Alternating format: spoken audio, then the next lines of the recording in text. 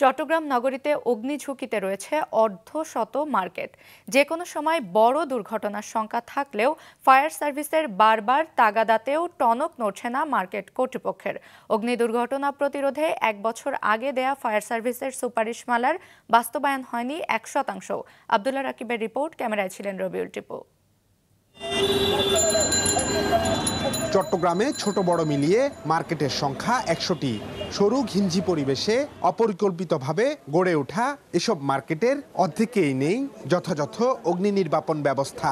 ফলে মাঝে মধ্যেই ঘটছে অগ্নিকাণ্ডের ঘটনা। সবচেয়ে ঝুঁকিতে রয়েছে নগরীর রিয়াজউদ্দিন বাজার, তামাকু মন্ডি, জহুর হকার্স ও টেরিবাজার এলাকার মার্কেটগুলো।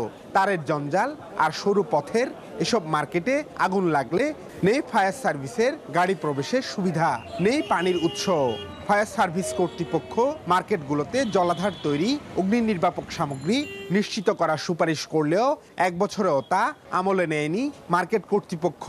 আমরা পরামর্শ প্রদান করতে পারি, বাট আমরা যদি যাকে পরামর্শ প্রদান করব উনি যদি সেটাকে সঠিকভাবে বাস্তবায়ন না করেন তাহলে দেখা যাচ্ছে যে ঝুঁকির পরিমাণটা বেড়ে যাচ্ছে। মার্কেট কর্তৃপক্ষকে অনুরোধ জানাচ্ছি যেন আমাদের যে প্রেরিত সুপারিশগুলো যেন বাস্তবায়ন করেন। এতে দেখা যাচ্ছে যে জনগণের বা জানমাল সহ মার্কেটের জানমালের নিরাপত্তা নিশ্চিত হবে।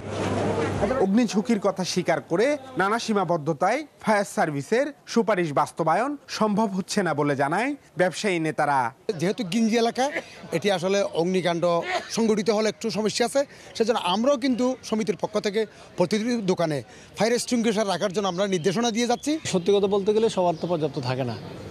তা আমি বলবো যে যারা সংস্থা আছে, আপনার সিডিএ সংস্থা বলেন, অগ্নি নির্বাপন সংস্থা বলেন, আপনার পুলিশ প্রশাসন সংস্থা বলেন, প্রেশার না গিয়ে সমন্বয় করে কাউন্সিলিং করে যদি এটাকে ঠিক করা যায়, আমার মনে হয় এই সমস্যাটা সমাধান করা সম্ভব। ফায়ার সার্ভিসের হিসেবে ২০২৩ সালে চট্টগ্রামে ছোট বড় মিলিয়ে অগ্নিকাণ্ডের ঘটনা ঘটেছে ৬৮৭টি, যেখানে আর্থিক ক্ষতি ছিল ১৭ কোটি টাকার বেশি। আব্দুল্লাহ রাকিব, মাছরাঙা সংবাদ, চট্টগ্রাম।